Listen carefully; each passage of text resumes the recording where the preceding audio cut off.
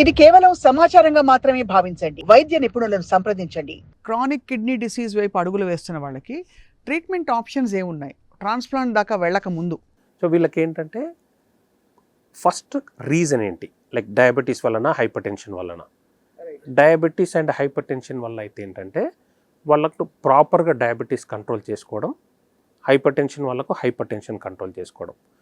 Chronic kidney disease ఉన్న వాళ్ళకి blood pressure కంట్రోల్లో నార్మల్ పర్సన్స్కి, సపోజ్ కిడ్నీ ప్రాబ్లం లేదు బ్లడ్ ప్రెషర్ ఉన్న వాళ్ళకి ట్రీట్మెంట్ గోల్స్లో డిఫరెంట్ ఉంటుంది. ఇది చాలామందికి తెలియదు.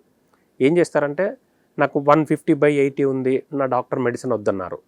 సపోజ్ వాళ్ళ కిడ్నీ ప్రాబ్లం లేదు, 140/80 ఆల్సో సమ్ టైమ్స్ వీళ్ళు మేము డైట్ అడ్వైస్, ఎక్సర్సైజ్ చెప్తూ ఉంటాం. బట్ క్రానిక్ కిడ్నీ డిసీజ్ ఉండి వాళ్ళ కిడ్నీ ఫంక్షన్ ఆల్రెడీ 50% ఉంది. వాళ్ళ బ్లడ్ ప్రెషర్ టార్గెట్ ఏంటంటే 130/80 కంటే తగ్గియాలి. వెరేజ్ కిడ్నీ ప్రాబ్లం లేని వాళ్ళకి అప్ టు 140, 150, 90 వరకు కూడా యాక్సెప్ట్ చేస్తాం. సో కిడ్నీ ప్రాబ్లం ఉన్నప్పుడు ఏంటంటే 130/80 లోపల. అంటే చాలామంది అనుకుంటుంటారు ఏంటంటే అపోహ కామన్ పబ్లిక్లలో, నేను మెడిసిన్స్కి ఈ ఏజ్ నుంచే 2-3 మెడిసిన్స్ వాడాలి. ఎన్ని మెడిసిన్స్ వాడుతున్నాం అనేది ఇంపార్టెంట్ కాదు. మన బ్లడ్ ప్రెషర్ టార్గెట్ 130/80. కొంతమందికి ఒకటే ట్యాబ్లెట్ తోటి వస్తుంది, కొంతమందికి 3-4 ట్యాబ్లెట్స్ కూడా అవసరం పడతాయి. సో నెంబర్ ఆఫ్ ట్యాబ్లెట్స్ అనేది ఇంపార్టెంట్ కాదు. మన బ్లడ్ ప్రెషర్ని 130/80 లోపల మెయింటైన్ చేయడం అనేది ఇంపార్టెంట్. అట్లే డయాబెటిక్ పేషెంట్స్ తీసుకున్నట్టు ఏంటంటే ఫాస్టింగ్ ఎప్పుడు కూడా 100-110 మధ్యలో, పోస్ట్ లంచ్ అంటే 2 అవర్స్ తిన్న తర్వాత చెక్ చేసుకుంటే 140 to 160 మధ్యలో.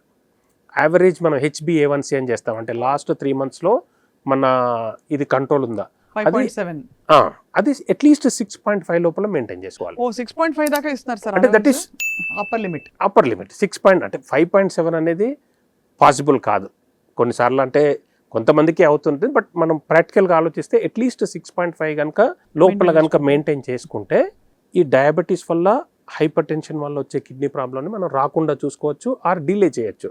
ఎట్ ద సేమ్ టైం ఈ రెండింటితో పాటు ఏంటంటే కొంతమందికి దానివల్లనే ఇప్పుడు కిడ్నీ ప్రాబ్లం వల్ల హీమోగ్లోబిన్ తగ్గిపోతుంటుంది, దానివల్లనే బాడీలో పొటాషియం పెరుగుతూ ఉంటుంది, దానివల్లనే బాడీలో యాసిడ్ పెరుగుతూ ఉంటుంది. బట్ అన్నిటిని కూడా మెడిసిన్స్ తోటి కనుక కంట్రోల్ చేసుకున్నట్టు అయ్యేది ఉంటే ఆ ఉన్న కిడ్నీ ఫంక్షన్ అనేది డ్యామేజ్ కాకుండా చూసుకోగలుగుతాం.